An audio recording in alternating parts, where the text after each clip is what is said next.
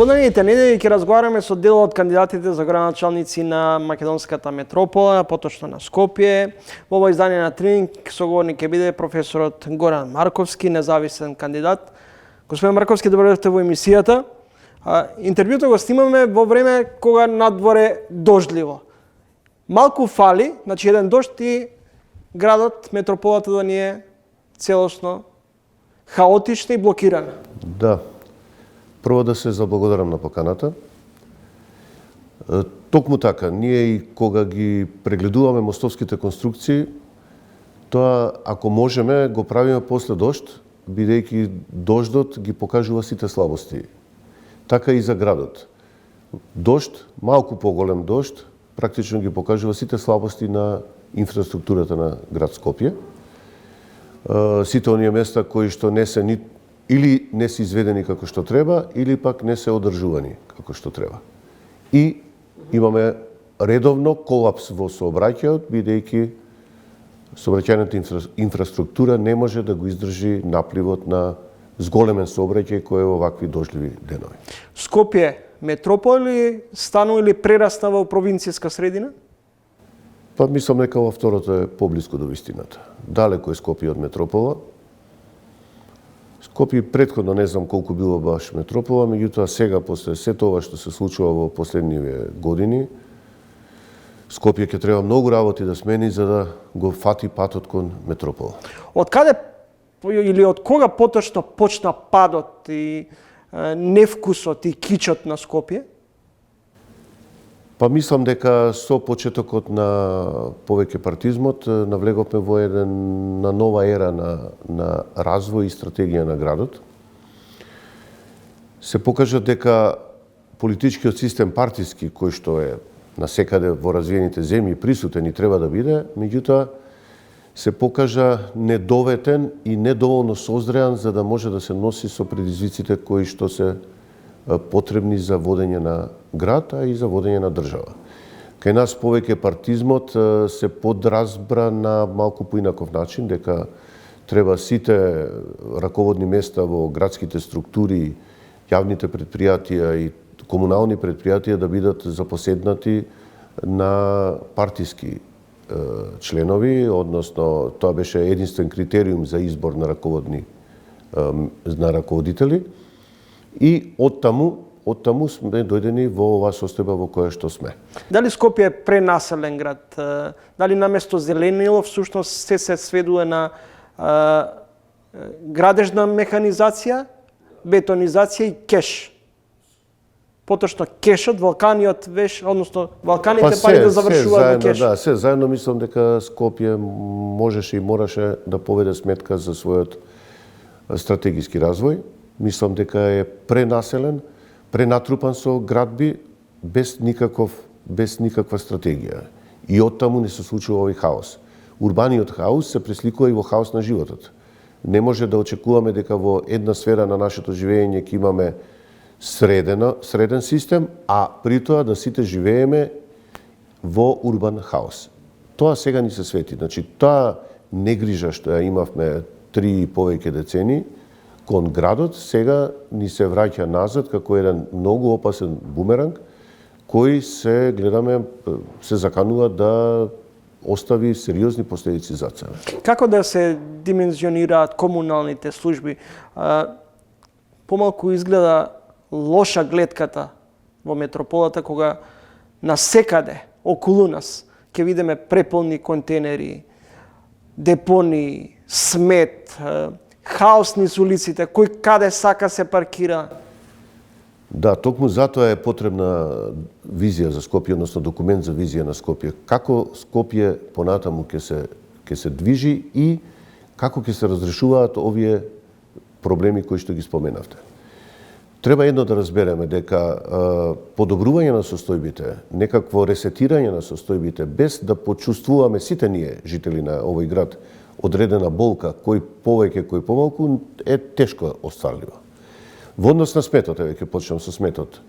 Се додека не почнеме да вршиме селекција на сметот дома, првенствено, почнувајќи од дома, со тоа да ги растеретиме службите кои што се задолжени да го одведат сметот од нашиот најблиск најблизок контейнер до Дрисла, ќе имаме проблеми со сметот. И тоа треба да ни биде јасно на сите и треба да започнеме, како и во сите други држави, претежно во Европа, со селекција на сметот. Во однос на сообраќајот, Скопје треба да презема мерки кои ќе го дестимулираат градскиот сообраќај, односно сообраќајот во градот со приватни возила, а не обратно.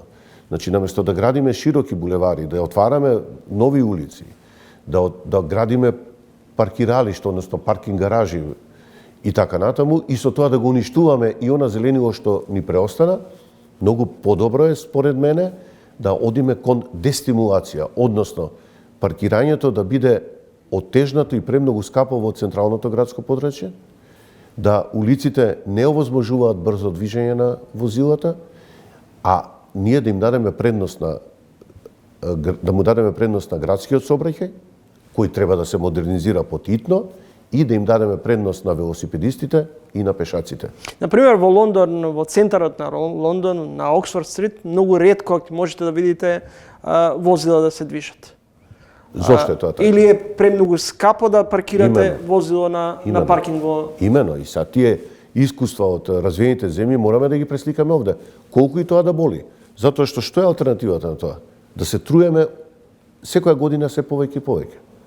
Сега треба да одбереме ние дали ќе сакаме да живееме во град со почист воздух, во кој што ќе има нормално живење, во кој што нема да ни страдаат дишните патишта од загаденоста, а при тоа ќе се движиме повеќе пеш, ќе користиме велосипеди, ќе користиме градски сообраќај електричен исклучиво, такси возила електрични исклучиво, или ќе станеме робови на возилата, па ќе им дадеме предност на нашите возила ќе му возмежиме широки булевари, катни гаражи, а при тоа ќе си го загрозуваме здравието. Изборот е наш.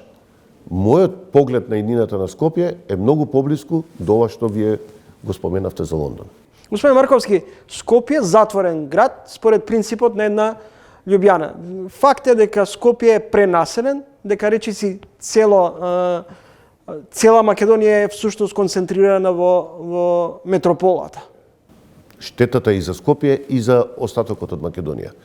Градовите во Македонија ни се испразнија, а во Скопје условите за живот стануваат се понеподносливи.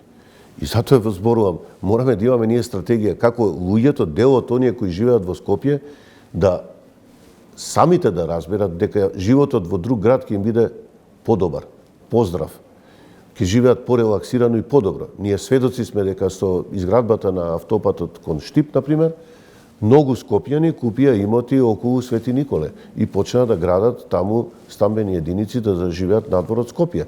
Впрочем, и преселбата кон Бардовци, кон Зајчев Рид е последица на урбаниот хаос во овој дел на Скопје.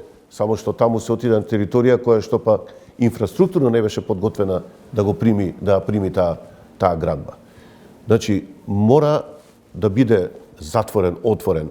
Не мораме да речеме сосема е Скопје ќе го затвориме готово за ново. Тоа и според мене и невозможно, меѓутоа дека треба добро да се осмисли еден период, да се даде една, како што кажав, една временска рамка за да се види каде е Скопје. Ја мислам дека никој во Скопје не знае колку точно жители има во градот. Сите оние параметри кои што се од статистиката се нецелосни, за да може да се донесат исправни заклучоци и правци на неговиот развој. Но во секој случај, хаотичното доселување, неконтролираното доселување, неконтролирано градење на објекти, и тоа само стамбени објекти. Што се случи со нашиот урбанизам? Ние ги изгубивме објектите од јавно значење, ги нема во урбанизмот. Никој не проектира градинки, училишта, не знам, кина, театри, музеи и така натаму. Неплански се гради? Кај нас се сведе, па неплански. Неплански. Кај нас се гради само во интерес на стамбени единици. Кај нас квалитетот на урбанизмот се мери во метри квадратни стамбен простор. Колку повеќе метри квадратни извади урбанистичкиот план, толку тој е поквалитетен според нашите денешни критериуми. Не на квалитетот на просторот, само квадратите се битни. Колку повеќе квадрати, повеќе профит, и тука завршува целата приказна, и ние сега живееме во згради кои се доближени до непристојна оддалеченост една од друга, условите за живот се никакви, бидејќи и вие му пречите на соседот и тој ви пречи вам, излегувате на улица која што е несредена, која што нема одводнување, која што нема тротоар како што треба, која што нема велосипедска патека, ама за тоа имаме едно чудо метри квадратни за спална соба, нели? Меѓутоа, како си го објаснувате следниот феномен? Се градат згради, се купуваат станови без никаков проблем, иако, например, квадратурата иде до 3000 евра. И на никој никому не му пречи да се гледа од прозорец во прозорец, од купатило во кујната кај соседот. Да, мислам дека тука има малце наша традиција да најсигурни ни се парите ако ги врземе за некаква недвижност, требала, не требала. Тука се и даноците кои што практично тоа го поттикнуваат. Колку и станови да имате, данокот е ист, што по принцип не би требало да биде според мене. И мислам дека тука има малце и од сива економија влијание, односно дека во градежништвото црните пари, односно оние сиви подскриени пари лесно можат да се канализираат и да добијат своја вредност без при тоа да се прикаже како е нивното движење. Мислам дека се тоа неколку елементи кои што придонесуваат да имаме ваква експанзија на станови, ако нема логика кога ќе размислиме чуму толку станови, нели, ако стојат празни, тоа е врзан капитал кој што можеби ќе порасне, но можеби и нема да порасне. Дрисла и Вардариште, до кога скопјани и граѓаните во метрополата ќе се гушат? Каде го гледате решението? Подолг период зборуваме дека имаме депонии, дека не се чисти низ градот. Ни 30 години зборуваме за загадувањето на Скопје и не е преземена ниту една мерка, освен ако го исклучиме она со клима уредите, со инверторите, некои субвенции што се даваат, што не покажа никакви резултати. Клима и Вардариште и Дризла ќе бидат проблем за Скопје се додека не почнеме стручно да го решаваме тој проблем. И за тоа треба време и треба средства. Например, за Вардариште мора да се направи отстранување на целиот тој отпад со негово селектирање. За тоа треба специјални линии. Проценка е дека би требале некаде околу 20 на милиони евра за да тоа се направи. Меѓутоа, каде е сега тука математиката, бидејќи нели се на крај завршува со пари, не можеме само да ветуваме некакви решенија, да немаме предвид од каде средствата. Како ќе се исчисти оној смет што е распослан во Вардариште без никаква стручност, само распослан, и затоа сега ни се случува ова што ни се случува со негово подпалување, тоа земјиште може да се деконтаминира и да се претвори во градежно земјиште, например. Тој дел покрај Вардар, тој може да биде атрактивен дел за градежно земјиште и на тој начин градот или кој да е, кој ќе ги вложи тие 20 на милиони евра, еден голем дел од нив, ако не и повеќе, да го врати преку давање на земјиштето како градежно. За Дрисла треба нова технологија. Како што кажав, колку порано го селектираме отпадот, толку помалку проблеми и помалку работа за Дрисла или за слична депонија која што треба да биде по европски терк. Професоре, никој не зборува за финансиска децентрализација, дали централната власт која простува долгови или подарува милиони евра е кочничар и самостоен урбан живот во локалните заедници? Па јас сум поборник на тоа дека централната власт не треба да има влијание врз развојот на општините, односно локалните единици. Господин Марковски, на крајот, за колку денови, недели или месеци може метрополата, односно Скопје, да се спастри, да заличи на град европски? За европски град ни треба многу време, години се во прашање, за заличи на европски град. Но, за да почне да заличува, да се почувствува, граѓаните да почувствуваат дека е сменет правецот, насоката на движење, за тоа се потребна е една година со добра работа, добро организирана работа, засукани ракави, добра стратегија и визија и да почнат работите да се движат во вистинскиот правец. На Скопјани не им треба ни кој знае што за да почувствуваат дека е подобро. Доста е ѓубрето да не го гледаат по улиците, веднаш ќе се почувствува разлика. Доста е да почувствуваат дека воздухот е помалку загаден, веднаш ќе видат, ќе се почувствуваат подобро и ќе веруваат дека работите може да бидат подобри. Мојата мисија во целата ова, ајде да кажем така, политичка авантура е токму тоа да видат граѓаните дека може поинаку, дека ова што досега го трпевме не е закон, дека ако сакаме, ако вистински луѓе дојдат на вистинско место, оние кои што сакаат за себе да остават нешто добро, не водејќи сметка за никакви други интереси, тогаш и граѓаните ќе почнат да се однесуваат поинаку. Благодарам за гостувањето. Ми беше задоволство. Професорот Горан Марковски, независен кандидат од Независни заедно.